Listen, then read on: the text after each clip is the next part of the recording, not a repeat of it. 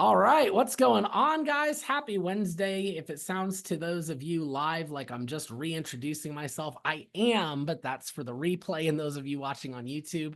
My name is Jim Larson. I am direct to Symmetry Financial Group by way of Jamie Susie and Corey Nienaber, Sarah and Jared Reinecke, Jacob Pogue in the Marshall Wayland hierarchy. I'm a managing vice president with Symmetry Financial Group and an equity partner thanks to the incomparable Kelly Bush. Tonight, guys, it is my honor to introduce to you a friend of mine and a mentor, and literally the person for whom, had it not been for him, none of this would even be.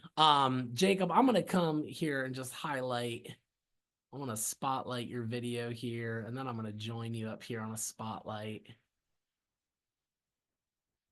I say that, and I don't say it lightly, guys. I met Jacob a handful of years ago at this Christian entrepreneurs dinner. We didn't know each other at all. We were in the same town. We had some friends in common, kind of just, we're talking, hit it off. He intrigued me, really cool guy. And about 2 weeks after that, I'm like, all right, I got to know what this guy, he didn't talk business at all that night. And I'm like, I got to know what this guy does. So I shoot him a call. I end up joining, you know the story. I quit. Jamie and Sarah stayed. But had it not been for him, we wouldn't be there. Now, I want to introduce him in a different way too. Jacob Pogue is a managing partner with Symmetry Financial Group. That is the absolute top of this thing. He has the third largest agency in the entire company year to date right now. At the end of August, he's sitting at just about $20 million in submitted APV, which does not, it's got to blow your mind. But sitting at just about $20 million with the third largest agency. But I think more important than anything, what you get with Jacob is the heart of our entire culture.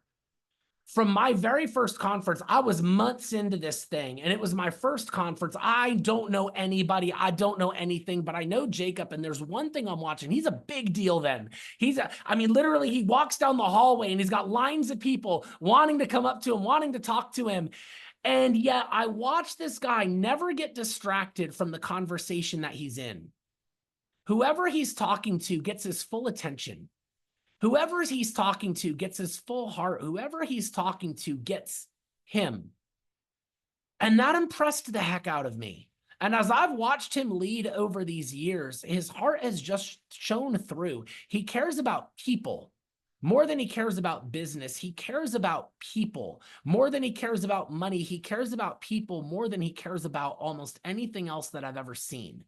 So when we talk about our culture, when we talk about the heart of who we are, we can't have that conversation without Jacob Pogue in the room, because he is and has set that precedent of who we are and why we're so attracted to this place and what we do. So, Jacob, welcome to our call. Man, thank you so much, Jim. I appreciate you so much, man. I'm humbled to hear those words, and when I hear it, it's just crazy, man. It's crazy to think about the growth of this team. It's crazy to hear you speak about me and my personality like that. I've always cared for people, and been kind, but it's a journey, man. And I just owe so much of it to my faith, for one, and then this company, this leadership development company, and really leaning into it and just trying to figure out people and figure out myself and get better in it, and it's awesome. And I'm not perfect, man, but I tell you what, when you talk about culture and valuing people, I try to get that one right. And luckily for us, I think that's the biggest secret to success, Jim, but thank you so much for this call, man. You talk about without meeting me, right? Like this wouldn't be possible for you, but I want you to know it's reciprocal, man.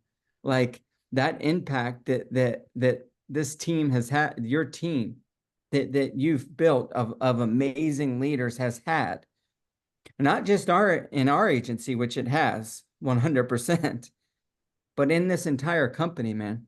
so much so that you're opening up the national conference. Like you've made a dent in this thing in a very quick time, and you've done it because of who you grew into before you got here and since you've been here and the people that you surrounded yourself with. So that's what the culmination of that $20 million that you mentioned is people like you and all the rock stars on this line, and there's so many that we have. 565,000 of it, in fact, this month is huge. So just grateful to be here, man, that you would ask me to be on. I know you don't have to do that, and I don't take it lightly to be here, man. I actually heard you don't do evening calls, so this is like double honor. Well, I mean, I'm not going to say no. I'm not going to say no, but it's hard to find the time that I will do it. Just like this one. I say, hey man, I can't do it this week. I do it this week. Because I set boundaries in my life. I learned to do it in business. I didn't do that in the beginning, and it cost me. Yeah. It costs me so much, you know? And so I do set, some boundaries and make sure that if it's the evening time, that's Stacy's time. It didn't used to be. I worked many, many nights, many, many weekends. And I promised her that one day I wouldn't have to do that. And so it's her time. So I run it by her. Hey, do we have plans tonight? I keep a calendar for work, Jim. I do not keep a family calendar. I literally, Laura Potts, I can ask her anything that has to do with business. I ask Stacy anything that has to do with my personal life. Hey, babe, am I free Saturday? No, we're going to the trampoline park with the kids. Perfect. All I need to know. Not even on my calendar. That's awesome. Glad to be here, buddy. Hey, can you just kind of take us back? Give us your story, your introduction to Symmetry. What brought you here in the first place? Desperation, opportunity. I'm faithful person, God. Some people call it a chance meeting. I don't think that it was. I was just in a time, man, where I was buried in debt to the tune of 80 grand, 50,000 in credit card debt, 30,000 in student loans. And it wasn't like new debt, like I had just gotten debt. The housing market, crashed. And our first year of marriage, I went from 10,000 in the bank to no money in the bank, 50,000 in credit cards, and then the 30,000 in student loans. And I lived in that for 2006, probably 6 years. 6 years before I found Symmetry, or it found me. And it was, and in those 6 years, it was full of a lot of lack, lack of money, lack of time, lack of excitement, lack of joy, lack of pride was hard. Watching my wife pick up the phone, dude, and tell these creditors that we don't have it. It was hard dodging the calls, but it was a lot harder watching her pick it up. And like, dude, Bob would call me today. I just talked to Bob yesterday. Like, yeah, I remember, bud. I know I owe you the money. Like we just spoke yesterday. It was just tough, man, for my ego. But then, I just kept doing. I wasn't looking forward to the future. I was just going through the rat race, and then boom, one conversation with my wife on the back deck. It was a weekend. I only saw her 1.5 days a week. And it was one night we were having a couple of beers on the back deck, and we were just talking about all the successful people around us, dude. And she just looked at me with those beautiful eyes and said, Jacob, why not us? We've had many other conversations, man. Like we've been together 25 years, like we've had many of other conversations, but I don't know what it was about that night. But when she said it, I heard it, and I just didn't hear it in my ears. I heard it in my heart, And I was like, you're right. Like, why not us? There's people out there doing it. And so, when I tell the story, not like I still had to get up and go bartend the next day, man. But everything changed because for the first time in years, I was looking ahead to the future. Like it became my mission that next morning when I woke up to find something that was going to get me out from behind that bar. So I tried real estate, that didn't pan out. I was still going to school to get my finance degree. But then it was in that, I don't know if it was how many months later until I met Larry Spoff, but I met him. He introduced me to this business. And because of her and that conversation we had that opened my mind, I was able to say yes to insurance. And I'm so grateful for that, you Mm. know? So we were in a tough spot, man, coming in. I feel like I see a lot of people at the top of this company that came, obviously not from the same background, but came with a kind of back against the wall situation. There's a lot of that in there, and you're that story, that same thing, that thing that you decided. Now, when you came here, I know it wasn't easy for you, and I know this because when I was first talking to you and vetting this thing, I was like, I didn't know you well, so I'm keeping you at an arm's length. I'm like teasing it out, and I'm like, all right, man, like, look, I'm not impressed with people walking the stage. I'm not impressed with leaderboards. I'm like, you can give me all the success stories, but I'm like nitty gritty. I'm like, what does the average agent do? And you looked at me stone cold, and you're just like, Jim, the average agent quits. And I was like, whoa, number one, I didn't expect that transparency. Number two, I'm like, tell me more.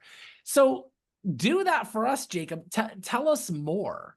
You didn't quit. You saw it through, but you've watched a lot of people come and go. What is it about this business? What makes it hard? Why do people quit this? Why didn't you quit this? What do you see as the difference between people who make it and people who don't? Man, I love that question. I love that question. I think this business is pretty simple when you put it on paper, like what we do is simple. Um, there's a ton of things. I can look out my window and watch people come do things in this neighborhood that are a lot harder than what I had to do when I was in the field. Cutting grass on a 105-degree day, or putting on roofs, or, framing up a door. Like, there's hard things to do in life, picking up the trash. So this is simple, but but it's certainly not easy, and the not easy part is I believe all on your shoulders, all mental. This is a mental game. I almost went out of business, Jim, because of it, right?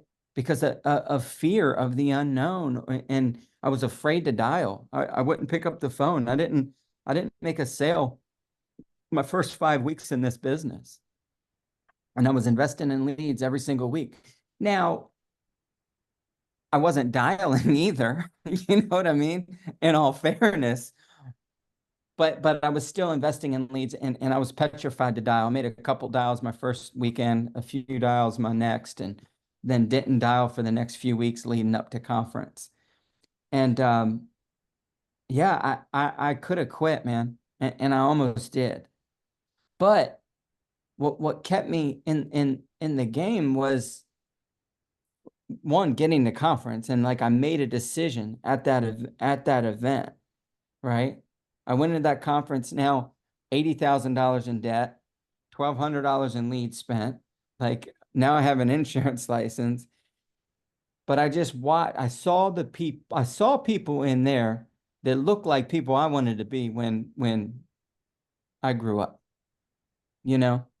And I was like, okay, so I made a decision at that conference, wrote on my notepad, stick it out until you figure it out. And that decision, Jim, has been the difference so many times between me quitting or getting better, to me pushing through adversity or turning and running.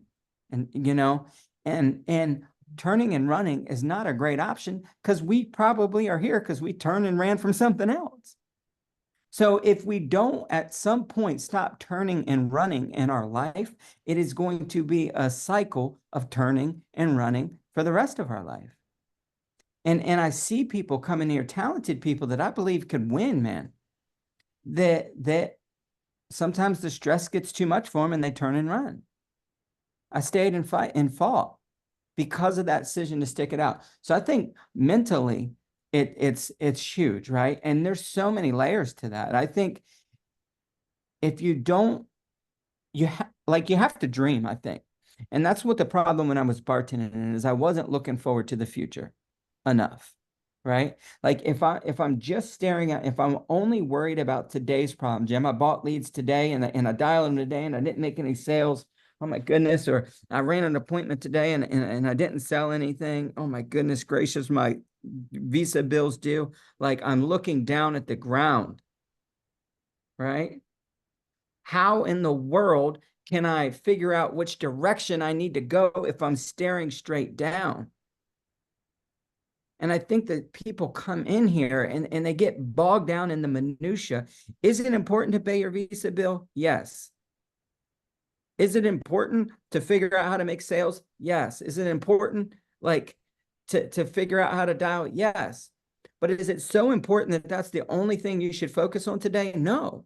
Like, why are you doing it? Where are you going? I am dialing so that I can go serve a family, so that I can put money in my bank account, so that I can eventually get my cash flow right and help other people win, so that I could go buy that dream lake house a few years from now, so that I could have that $1 million passive income years from now. See, every single person here, Jim, right now, today, it's not I'll get there, then I will. As soon as I get to where you are, I can do. You are doing the $1 million work now. Now, brand new agent who just started, who's getting ready to buy your leads, you're a millionaire if you choose to be, because it takes the exact same work you can do that I did to get there. Isn't that crazy, Jim? That's crazy. There's no different path for anybody. It's the exact same path. We invest in leads, we call them, we set appointments, we go see families. The difference between success and failure are some people do that and they get so stressed out amongst those things. Invest in leads, dial the leads, sit with families, protect families, right? And then you can add on sharing the opportunity. That's what we do. It's simple. So then how do people quit, right? That was your question. And why didn't I? We invest in leads. We call those leads. We sit on some appointments, protect some families, and share this thing. It's all because we make the little things big. We make the no-shows big. We make a duplicate lead big. Like all these things that the successful people here don't do. And I get passionate about it, man, because this company can change every single person's life that's on here. Every single one, 59 people. 59 people could be millionaires 5 years from now. Well, I'm not as good as them. Maybe I can't do this. Okay, great. Maybe not. Let's say you were making 300,000 5 years from now, 200,000 5 years from now, 150,000 5 years from now. I don't know. That's probably more than a lot of people are making now. And every single one of you can do it. So do it. And that's why, like Jamie and Sarah and people who are mentored by, they don't come to me with like a lot of little, I'll listen to anything, to any question, and I will be kind. But I'm not going to give much credit to making a mountain out of a molehill. Let's not do that. Right? And it can put you out of business. So you got to be forward thinking. You got to look past your feet. You got to know why you're doing it. Get some goals on paper, right? Get a sense of direction where you're going. Make sure you're consistent and get with the people who are where you want to be and ask them how to get to where you want to go, and then just follow their advice. That's another problem why people quit, is they ask advice, they get the advice, and then they don't do it all. They do some of it. Like, I'm going to buy leads. I'll call some of them. I'm not going to sit on 10 appointments. I know they said that's what I should do. I'm going to go to the local meeting that's here next to me. I'm not going to go to conference because that's inconvenient. Hey, Jim, man, you said I could win big here, man. I'm going backwards. I'm not getting any results. What's going on? Well, you're doing half of the system. You know what I mean? So just follow the system, man, and do what the success, because I want all of y'all to win. Statistics tell me you won't, because Jim, the average person quits because we've done it all our life. I did it all my life before I got here. I'm not pointing fingers saying you're bad if you quit Symmetry. It's not for everybody. Man, I'll hug you and love you on the way out of here. And like, don't sneak out. Say goodbye. We love you. We love you, whether you're here or not. But I'm just saying, like, if you're not here because you're afraid, that's a bad reason to quit. If you're not going to stay here because your budget is tight, that's a bad reason to quit. If you're not going to stay here because it feels stressful and hard, that's a bad reason to quit. A good reason to quit is if we don't align with where you're trying to go. Right? I'm sure there's some other good reasons too, but that's the one that comes to mind right now. So, man, stay and play because it's so worth it. And yes, Jim, the average person quits, but I think we got a bunch of champions on the line. In fact, by the numbers I saw before this call, I know we have a lot of champions on this line, and it's just so daggone worth it, to stick it out until you figure it out. I was not good at dialing. I was not good at selling. My conversion rate was horrible. I was not good at doing interviews. I was not good at mentoring. I had 2 teams to key leader, Jim. I watch my smoke. I'm on the way to the top of this thing. Both of them fell apart, dude. I'm back down to me. It was discouraging. It was, my ego took a hit, but I made a decision at that first conference to stick it out. So I had to figure out why they were quitting. And newsflash, it was me. It was the way I was showing up for them.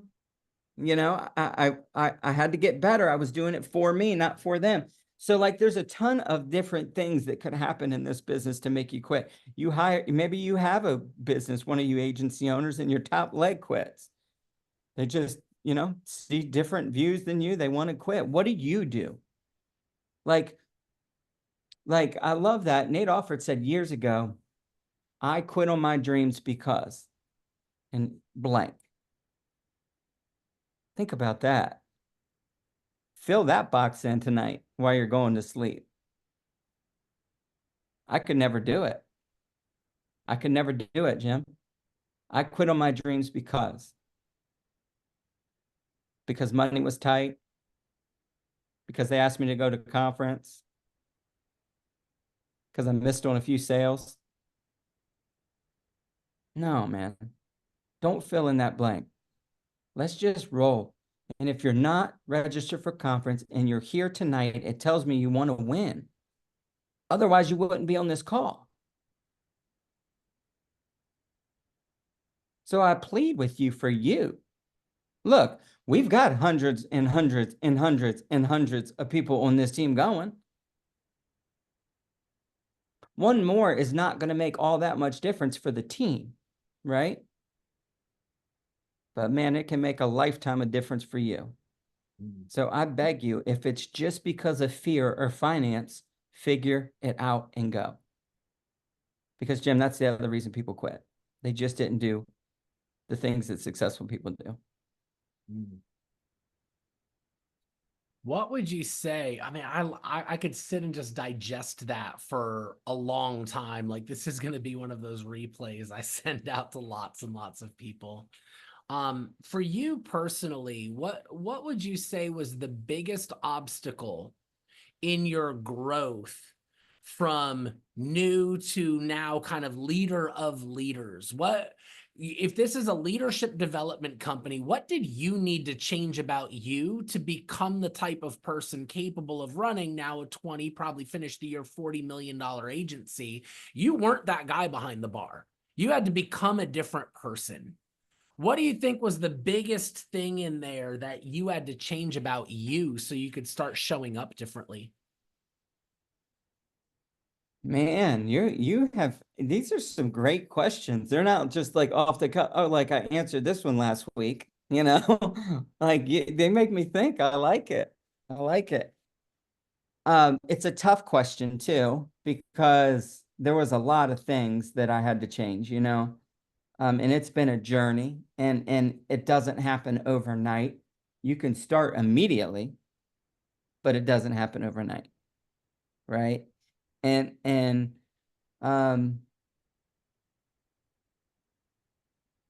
control was one, my ego. and needing to, this isn't in hindsight too, you kind of start letting things go and learning. But I would look back, I think my, wanting to control everything and keep everything close. And as I started for the first time having leaders break out on my team, other bass shops, I remember having a conversation with Marshall when Rita Law broke out as an agency owner. Um, and it felt weird. She was starting to do her own call, and I wanted to kind of keep it all in as a master agency call. And Marshall was like, she had her own training site, and I remember asking Marshall, I was like, dude, it just seems weird. Like she's doing this, like she has her own training site. And he's like, Jacob, and his awesome Marshall Whalen, voice. Jacob, let me ask you, where do your agents get trained, buddy? I was like, well, my training site.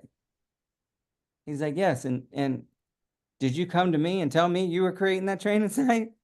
I said, no. He said, exactly. He said, it's growth, man. He said, this is what you want. If you ever want to be free, this is what you want. You want to empower people to go lead. You don't want it to be about you. You want it to be about them. And that was a pivotal conversation for me, Jim, because it helped. The next time I broke out an AO, it was so much easier to have them fly the coop, right?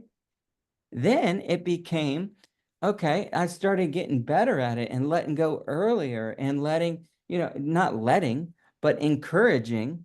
If someone raises their hand and says, I'm a leader, I want to lead, and it's a key leader or team leader or whoever, I want to do my own call.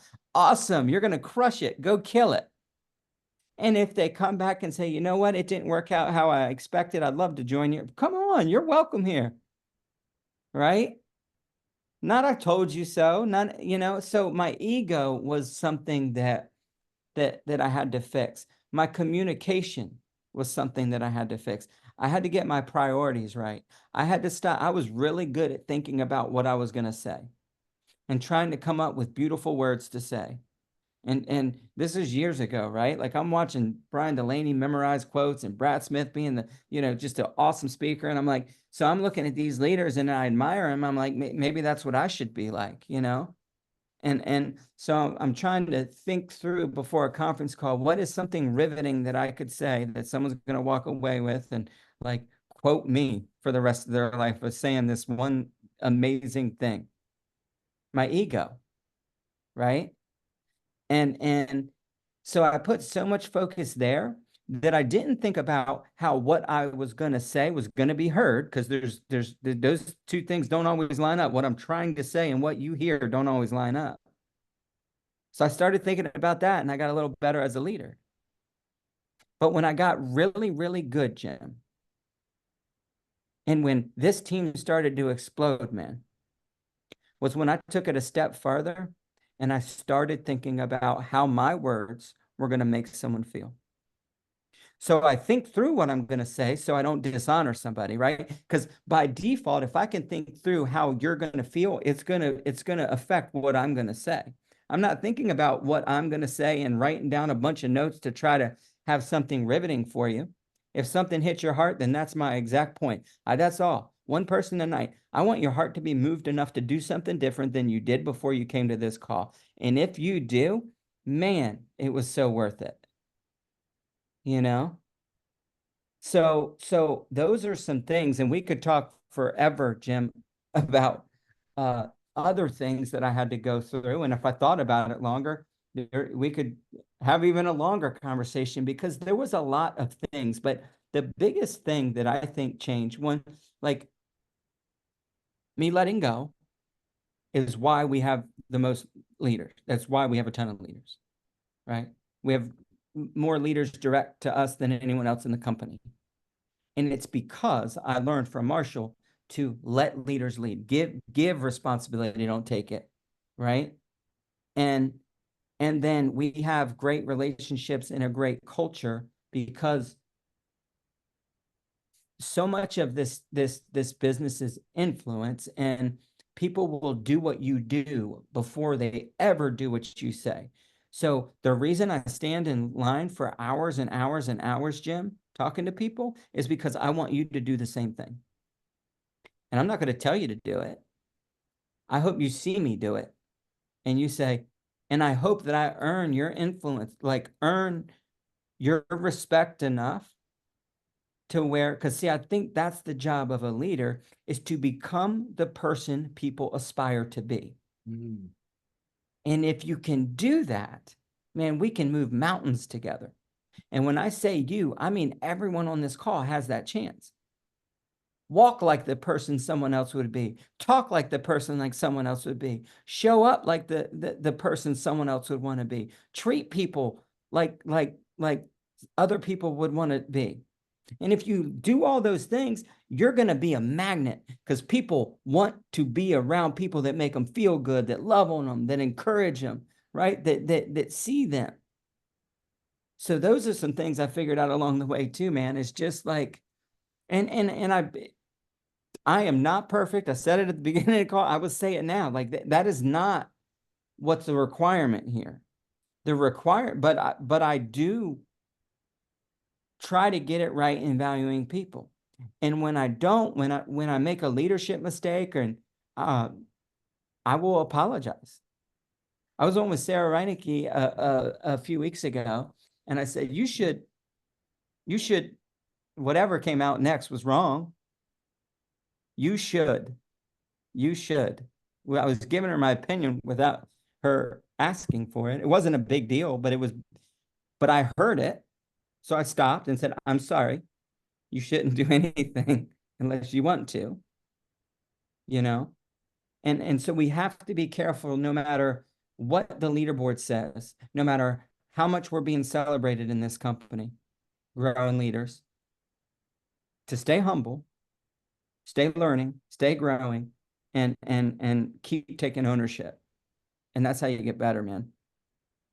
Wow. That's good. I love that. That quick, just subtle redirection from you should to wait, time out.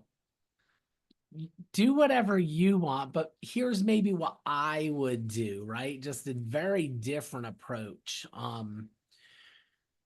Maybe last question, just depending on how time plays out, Jacob. Where do you see this thing going? I mean, you're the third largest agency. You've been here for 15. Have you no, you've been here what, 10, 11, 12 years? How long? January be 12. January be 12. Okay. Yeah. So you've been here 12 years. You've been here a long time. You watched the company change a ton. We have a lot of people here, brand new to life insurance, brand new to even what an IMO is. You know, they're part of Symmetry. Maybe they came in through a LinkedIn ad, or maybe they came in through a Craigslist ad, or maybe a friend invited them. And they kind of showed up here and they're taking all of this in. But those of us that have been here for a while know that we landed in a really special spot, even if we didn't choose that spot intentionally. Yeah. Walk us through what makes Symmetry special and where is this company going? And I'm sure we'll Yeah. hear some of this at conference too. We'll hear a lot of it at conference, but I'd love, before we even get there, to just kind of get your take on that with your experience. Hmm. That's so funny, man. Yeah. It's these are great questions because there's so many answers to them, man. You know? And the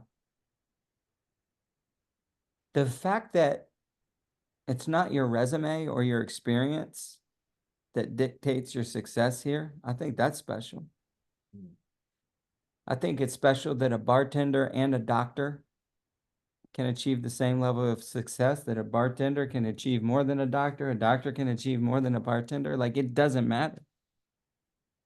I love the fact that women and men can win equally, that it doesn't matter your race, your color, your religion. Like, I think all those things are special. I think it's special that we have a culture where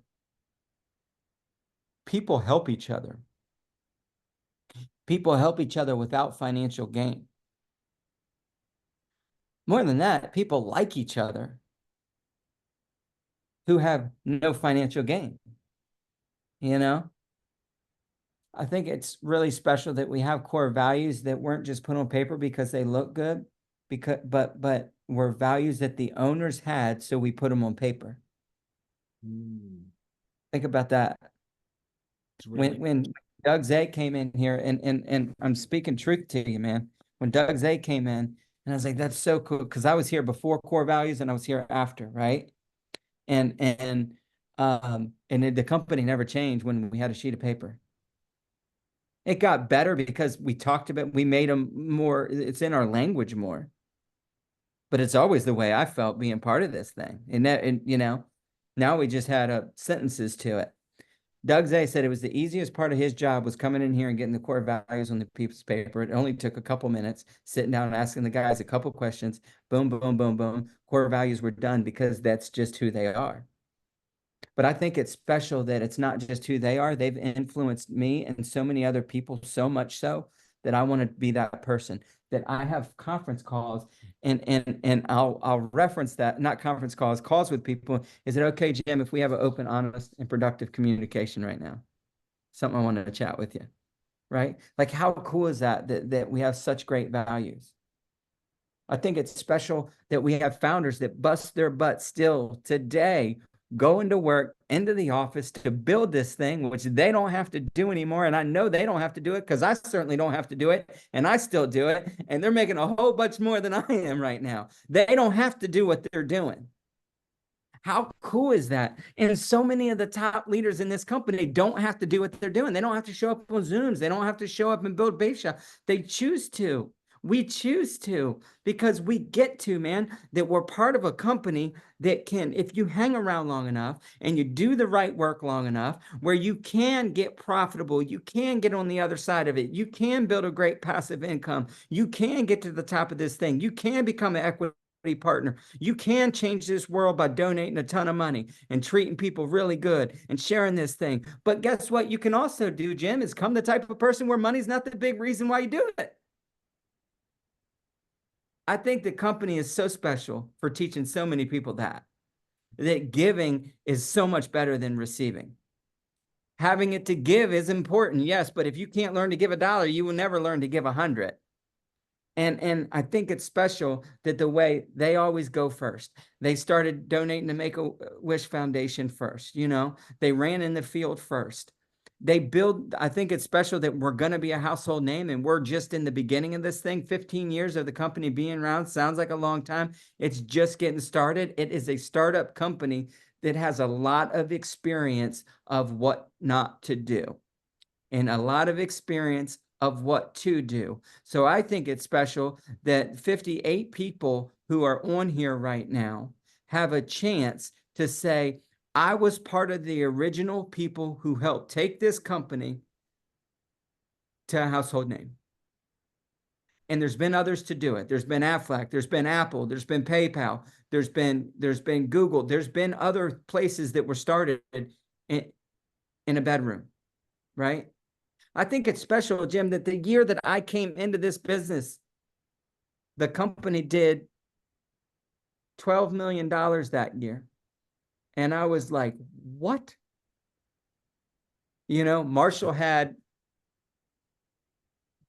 50 writers on his team or something. I'm like, how do you find one? And this year we'll do just over $30 million in production, which is, you know, almost 3 times the size of the company I joined.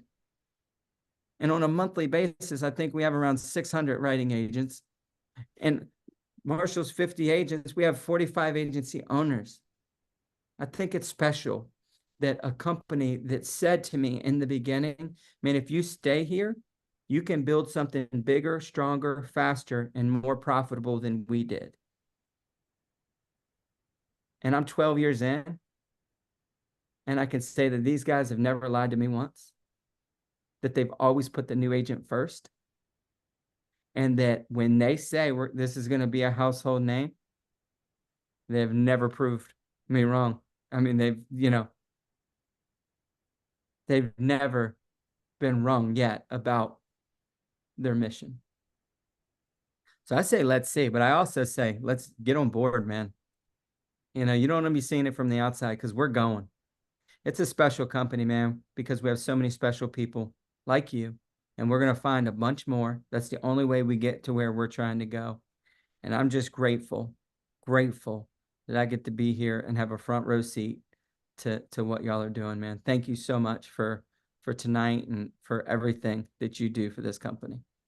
Man, I'm so honored. Just I can sit and listen to you all night. I mean, the time flew. I'm looking up and like, all right, we're officially at time. But I just appreciate your time, your wisdom, your vision, your perspective. Even for me, like I've done a lot in the last couple years, but my roots are only 2.5 years deep. And so getting to hear from somebody that has perspective and wisdom and vision beyond where I'm at is, man, I can just sit, I can just learn. It's so exciting. I've got an entire chat box full of people right now just blowing it up. It's so excited about what we're doing, and I can't wait. And I'll tell you guys, it was really exciting for me. This is to the team, to have him on right before we went to conference, because I wanted you guys to get to hear his heart and meet him, not just on like his big call, but here in a more intimate environment, so that when you do see him at conference, go up, meet him, say hi, introduce yourself. He wants to meet you, and now you kind of know him too. And so there was a little part of me in there was like, if I can get him before conference, it would just be really cool, because my That's people smart, feel more dude. connected when they went there to see you and Good say hi. move. I like that. It I was like good. it. It was intentional. Anyway, thank you so much, Jacob. We appreciate it. Guys, if you know people that need to hear this call, it will be on YouTube for replay tomorrow. I'll get that link out to our group me. Make sure to watch it again yourself. I could watch it a dozen times. Send it to the people that need to hear it. And Jacob, again, thank you so much for your heart, for your culture, for who you are, and for your time this evening. Yeah, I see the comments, man. Y'all are so sweet. Thank you so much. It's been a pleasure. Can't wait to see you in a couple weeks. All right. Good night, y'all.